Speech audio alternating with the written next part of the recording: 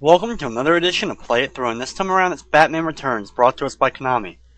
Now, the first two Batman games for the NES were created by Sunsoft, but when it came time for Batman Returns to hit theaters, Konami was given the license, and they went ahead and made the Batman Returns games for multiple platforms, including a great version on the Super Nintendo. However, this version is really not as good as that version by far, and it may have been rushed, it may not have had as much polish given to it, but it still ended up being an okay game because basically it just took the formula of the classic beat-em-up style video game and put it with Batman. So here we go with Batman Returns for the NES. Now, of course, Konami was a great developer and made many classic NES titles, but this was 1993 when this title finally got released, so I have a feeling it was probably rushed amongst the other versions of the game that were also being worked on by Konami. And since Konami was working on so many different versions for more current consoles, they probably were just like, well, the NES version really isn't nearly as important as, let's say, the Super Nintendo version. And it really shows because the SNES game is actually pretty fun. And this game actually does follow the storyline of the Batman Returns film pretty closely. Batman Returns is actually my favorite of all the Batman films that have come out. I love the first one, but I love this one more, and I think it's because when I saw it as a kid, it made more of an impact on me. I actually saw this one in theaters as well as the drive-in. I didn't see Batman, the original movie, until I saw a VHS copy, my VHS copy of it, right around actually the same time that I started watching Batman Returns. I think I watched this one, and then I wanted to see the first one again, so I actually think I got that one for Christmas, along with not only some Batman toys and stuff like that, but I ended up getting this game as well that same Christmas. So it was like kind of a Batman-themed Christmas for me that year. Now, of course, this was one of the last titles I owned for the NES because it was one of the last games that came out. It was like this one, and there was only a few more after it, like Kirby's Adventure and Zoda's Revenge, Star Tropics 2, were really, I think, the only games that came out after this one that I really remember. There was plenty of games I got after that, but they were older titles that had come out from years before. So here we actually go with the first stage, and you're going to be noticing that I'm just going to be sliding around a lot. And I'm going to be doing that just because Batman walks pretty slowly, but by sliding around I actually can speed up and get through areas a little bit quicker. The game actually takes a good amount of time to beat, and it actually has pretty high difficulty. I remember as a kid, I would always get up to a certain boss, which we'll get to later, and I would always get my butt kicked by this one boss. I don't know why I could never get past it half the time. I mean, I think I eventually did, because I do remember actually beating this title as a kid. But since it came out in like 93, you know, I was much older. I probably didn't beat it till 94, 95. But I was definitely getting better at video games at that point when this game came out. So that probably had something to do with it. But it's still, even as I was slightly older, this game still is pretty difficult even today. And what really attributes to that is the fact you have a health meter, which is fine. But this is a classic beat-em-up style game, you know, that we saw mainly come to fruition on the SNES consoles and the arcades. So they tried to take that formula and put it on an NES title, which is fine, but you only have one life. You know, on most beat-em-ups you have a health bar, but when you have multiple lives, and then you can just use continues after that usually pick up right where you died.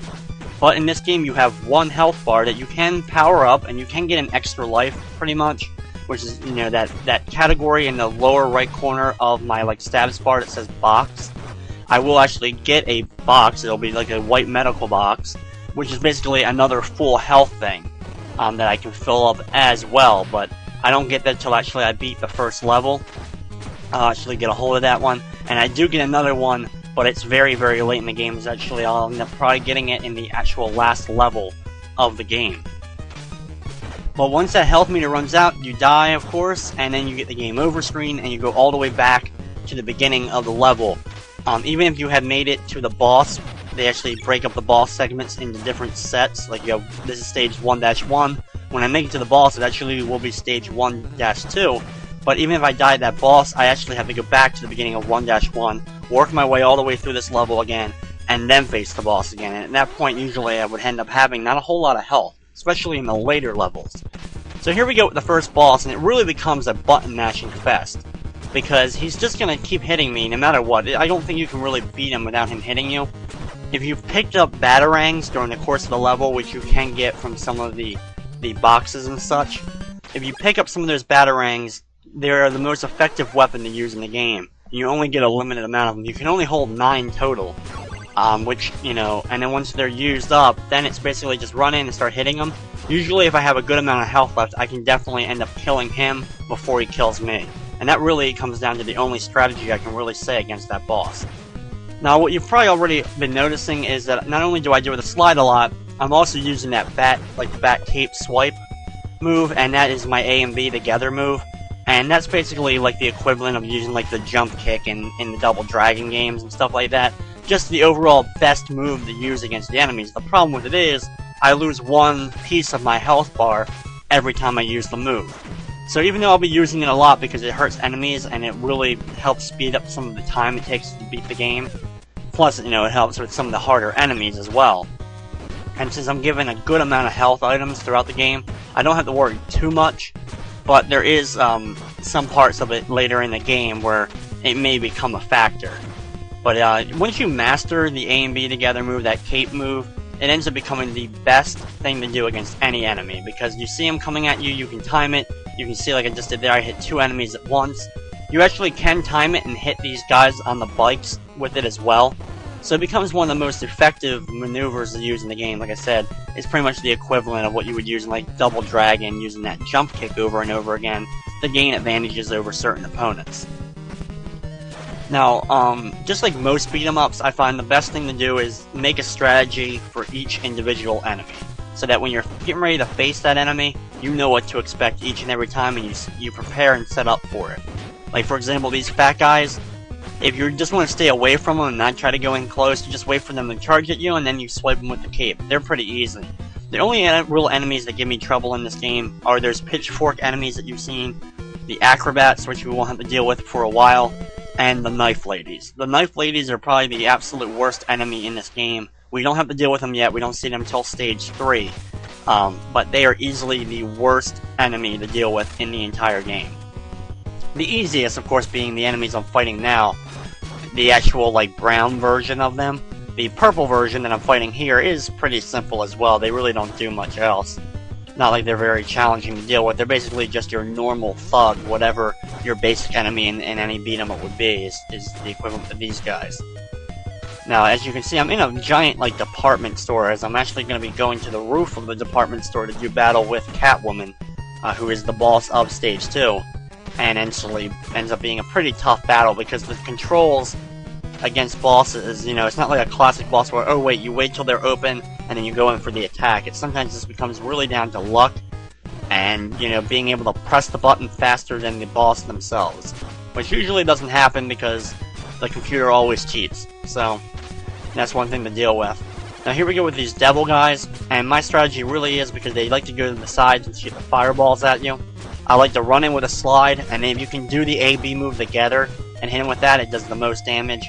But just do the slide and then start doing a punch combo is probably the best way to get through those guys. Now you're actually seeing me use the grappling hook for the first time in the game during these little periods of time. I actually will need it to defeat a certain enemy coming up. So, and I also will need it to defeat the final boss of the game, actually. To be able to do the most damage to the final boss, you actually have to use the grappling hook of all things in order to beat him. This little part that I've been dealing with right here is actually one of the few times in the game where they actually have more of an innovative playing field to deal with the enemies, having that big giant water, electrified water thing in the middle, and you have to use the platforms. Now here is that enemy I was talking about that you have to use the grappling hook on. You have to get right underneath of him and then blast up at him. And the worst thing about it, the absolute positive worst thing about this, if you accidentally fall down those holes, you end up going back to the beginning of the department store. And you have to go to the first floor and work your way all the way through the same enemies you already fought before, and then get your way back up to this part and have to repeat it. You know, it's kind of like, it kind of reminds me of, for example, Streets of Rage 1, where if you say that you want to join up with the final boss or whatever, he ends up dropping the floor on you, and you end up having to go back like 3 or 4 stages and start from there. I mean, that's kind of what it reminds me of, and it's one of the most pain in the butt things to deal with in any video game, and any beat 'em up especially. So here we go with the confrontation against Catwoman here, and this should be an interesting battle. It really comes down to, like, the beginning part of it, like you saw, she was doing the cartwheels at me, so all I was doing was timing up my shots, that when she cartwheeled in, I hit her with the A and B move together. Then she completely changes her pattern and does more of a jumping motion anytime you charge towards her. And then it just comes down to luck for hitting her. And then the third part of the battle, which is what's going on now, is she starts using the whip against me. And my best strategy for is knock her off screen and then move up or down away from her in order so that she'll use the whip. And once she uses the whip, then you go in and actually be able to do your damage to her. It really, like I said before, that's the best strategy I can really give for that boss. And like I said, even not much strategy for the first boss as well. The bosses in these games are designed absolutely terribly, and they're so hard to deal with that no strategy usually. It sometimes really just comes down to luck if you're going to end up winning the battle or not.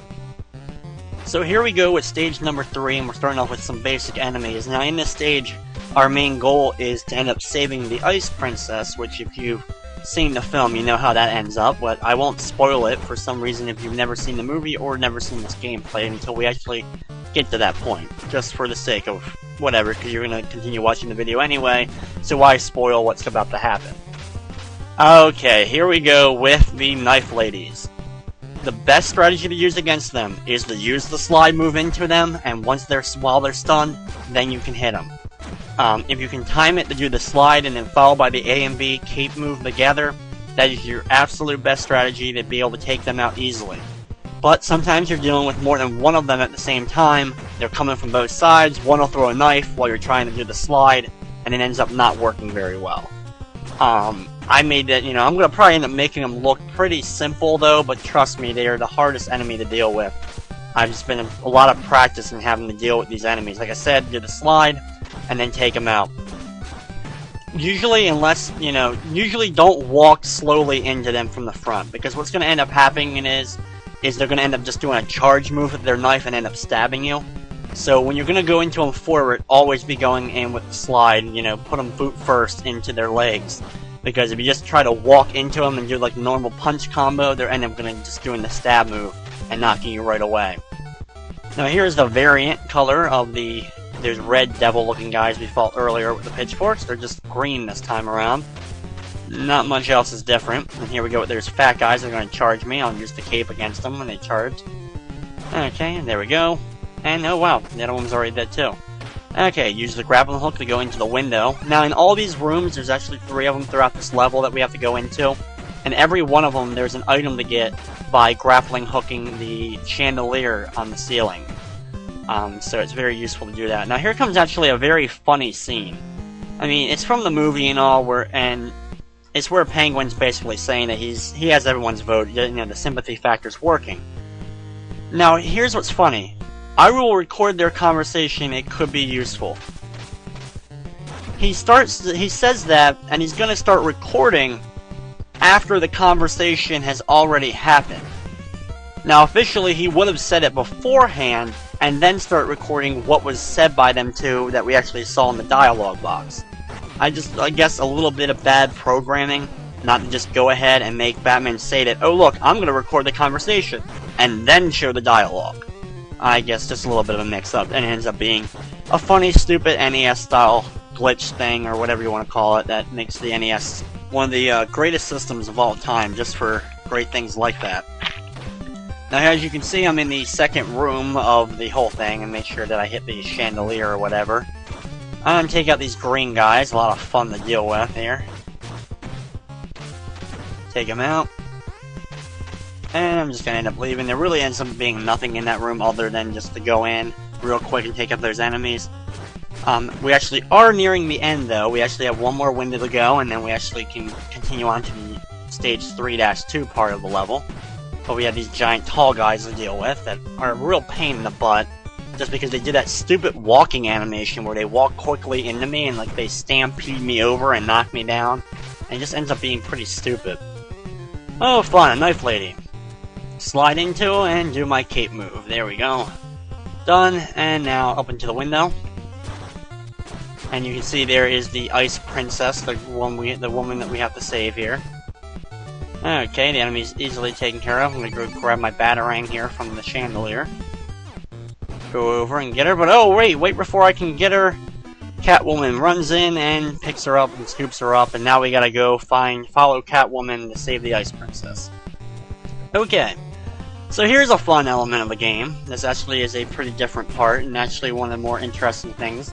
You're standing on the roof, and as you can see, I'm sliding down the roof every time I just stop and stand still.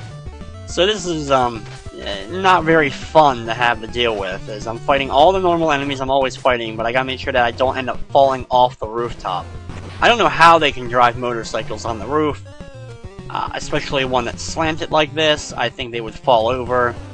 But for some reason they have perfect balance and they can do that while I'm slipping and sliding like an idiot. Fun little green devil dudes to mess with. Punch him in the face, one more hit, or one more series of hits actually. Slide across to try to get through here quickly, and there's another one of those fat guys. Oh, there we go, I hit them both with one bat cape move. Okay, here we go, the penguin's trap.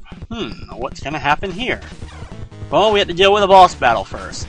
This very barely clothed person with a sword. This is the stupidest battle to deal with.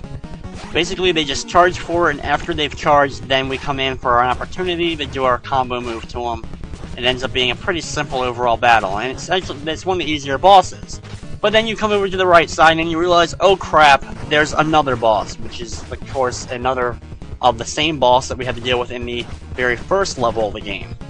So it comes down to me just doing a matching button contest against him, and then he starts throwing me around like an idiot. This is just the biggest pain in the butt to deal with. The only way you can kind of avoid it sometimes is like what I did, where I was doing the slide move, but you know what, screw this, I'm throwing a batarang at him to finish him. Oh! And what happened there? Oh well, now Penguin walks in and says, you know, I killed her, because he let off bats in order to knock the Ice Princess off the top of the roof and end up killing her, and now Penguin is blaming Batman for it all. Which we're gonna get actually, it's pretty humorous what ends up happening, just seeing it, you know, it's a scene from the movie, but seeing it in 8-bit form is actually kind of funny, as now Batman chimes in that he says, listen to this, the conversation that, I recorded after it was already said, but somehow I have it. So now everyone starts, you know, getting angry or whatever, and they're going to start launching random vegetables at the Penguin. And it's just kind of funny. I don't know where these people had, you know, tomatoes and whatever, just kind of hanging around, but it ends up just being a funny scene in 8-bit form, seeing the Penguin get crap thrown at him. And it's actually very humorous. And now the Penguin's ticked off, and now he's gonna get his revenge. Oh god, oh noes. So yeah, that's pretty much marking kind of the halfway point of the game, a little bit over the halfway point. So here we go at stage 4-1, the circus train. Following the circus train, and we actually get a whole new element of gameplay here, kind of like a Spy Hunter style of gameplay, classic scrolling car with unlimited ammo style of gameplay. And we also have these bat disc things to shoot out as well. And as you can see, the random bodies that get thrown out of the building are not only humorous to look at, and the fact that they just get they land on concrete from going really high into the air. I mean, they just have to be obliterated by the concrete if they land face first on it. But if they end up landing on my Batmobile, they end up just latching onto me and do a whole bunch of extra damage. It's kind of weird. I don't understand how it would really work officially, but it's just kind of funny to look at when you blow up a random vehicle and just seeing these guys fly in the air and land on the concrete. Or, in other cases with bikes, they just run off screen. Somehow they can walk and run and jump just as fast as they were riding the motorcycle, which begs the question of why are they riding motorcycles if they can run faster than they can drive the motorcycle. I'm not really sure what the heck is going on with that. The only thing really good about this is not very difficult to deal with, and I can also fill up my health meter like I have already. Just filled it all the way back up. So now I don't have to worry about that, because the upcoming battle and the boss battle that's coming up at the end of this stage is the boss battle I mentioned earlier in the run of the game. That is my absolute least favorite boss in this game. I always ended up getting my butt kicked by him. Just a huge, humongous pain in the butt. Now, as I'm following the train, the circus train here, I have to watch out because they keep doing that charge-up shot at me, as well as launching little tiny explosive balloons at the same time. a little bit weird, I think at least, that just these little tiny exploding balloons are also floating around and trying to take me out. Just like with the giant blast and other random vehicles filled with the random... You can time that A-B move and just knock them right back off the screen and end up killing them with 1 or 2 hits like that. So even though they're actually pretty difficult to just fight one-on-one and just trying to go in with your fist, if you time up the A-B shots together, they end up being pretty simple and even easier than the knife ladies. You know, so it ends up not... Even though you fight the knife ladies earlier than those acrobat enemies, the knife ladies are still the most challenging enemy to deal with. As we have the randomly fat guys with the guns and the weird purple hats. Here we go with the other random fat guys that are fun to deal with, which are pale as ghosts, apparently. I've always wondered that about them. And more knife ladies. Oh, so much fun. Okay. I'm taking them out. Like I said, never walk straight into them. You know, usually you'll end up getting stabbed, but if you come in from a diagonal angle or just up or down into them, you usually can sometimes actually be able to connect with them and start doing damage. Okay, take out these guys. There's one down, and one more. Okay, move on. And more random stupid enemies, the basic enemy, while I go ahead and grab a giant heart. So I replenish all my health meter up. Well, all but one little slither. They couldn't just give me that little bit of health left. They couldn't just give me that back too. Taking out the giant tall guys. A lot of fun to deal with these guys. Like I said, they haven't really done that charging move at me that much during the course of this run. But that's really because I'm not giving them the opportunity to try to take me out either. Okay, green acrobats. Fun. Like I said, if you can time it correctly and knock them off screen, you can sometimes they'll jump right back at you, and you can time it and end up just hitting them right again. Knock them off. Come on, where are you? Comes back, do a combo, wait for it. There you go, and combo and done. Just wait for them to come back is the best strategy. And 2 at one time. Hit them both, and hit them both again. They were pretty simple enough, right? 2 at once there. Take out the final one. As you saw there, I punched him, but I slid too far down, so I had to come back up in order to continue doing damage. And take out that guy on the bike with the AB. Now wait for the other one. There we go. Now another guy on the bike. Kick him again, and one more time, and he's taken care of. And the little thing up here ends up giving me a heart, so I fill up my health meter almost all the way back up. And what would this final stage be without turquoise-colored knife ladies, of course, to deal with? My favorite enemies ever. Okay, as you can see, they're sliding and trying to do that charge move into me constantly, which is not very fun to deal with. Okay, one more hit on that one, and goodbye. Thank you, good. I don't have to deal with you. And now we have the acrobats. They had to make sure they get their final attacks into me. And here they come, and time it correctly to knock them both down in one move. Oh, the devils have shown up too. Oh, what a shock. It's a big reunion here in the final stage of all the enemies that have annoyed me throughout the whole game. Okay, A, B, and move together. They're done. And now we have the green acrobats. Already had the other one, the tan-colored yellow ones. Let's deal with the green ones. There's yellow ones though. Like I just thought of this. It kind of reminded me of the Shocker. You know, the enemy from Spider-Man, one of Spider-Man's villains. Just the way they are colored and like the stripes on them and all for their sprite. That's kind of actually what they remind me of. Maybe they were just ripped from one of their... Maybe they were going to plan on making a Spider-Man game instead and had that sprite created for the Shocker. I don't really know. It's just kind of funny to me when I think about it. Okay, we're nearing the end here. A couple more normal enemies to deal with. Okay, slide through and kick them. Okay. Here's me that extra box like I mentioned. And here we go, the actual final battle with Penguin.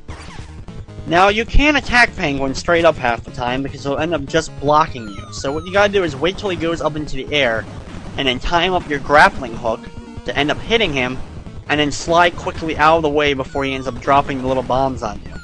Sometimes he'll stay in the air for a very long period of time, and you can end up getting most of your damage done.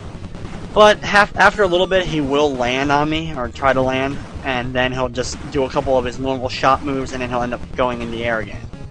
So as you can see, he landed here, and okay, and then he goes right back into the air. So we continue here. Okay, now we're actually down to the actual health meter here. We actually can do damage to him. Okay, hit him with the grappling hook. Continue hitting him. He ends up not being a very, he's not too much of a challenge, but his weapon doesn't, there's little bombs he drops, does so much damage that's what ends up being the really difficult factor of it. Waiting for him, hit him. Okay, one more hit. And there we go. Penguin's done. He walks back on the screen. He continues walking. Batman doesn't seemingly care that Penguin's walking. And he falls over. I guess Batman knew he already killed him or finished him or whatever you want to call it. And he just waited till Penguin finally just walked and collapsed on his own. Just kind of funny in the end. And here's the ending to Batman Returns. As we see Penguin trying to escape here. But he ends up just falling over and he's out. And Batman just kind of stares into the camera weirdly. He's like, yeah. No smile, no emotion. Like, he's just like, okay. And we see that picture of Catwoman randomly and the bat signal. And here we go with the actual credit screen. It actually is showing all random backgrounds from the game as well as text. But for some reason, the program I use to play the games and all that, it glitches really bad. So I'm really sorry for this whole glitchy thing at the end here, and it's flashing really bad. But the credits aren't too long, so it's only a few more seconds to have to deal with it. As you can see, the special thanks there, which when every time you see the special thank, you know it's almost, the credits are almost done with. And now we get this great thing here. Awesome!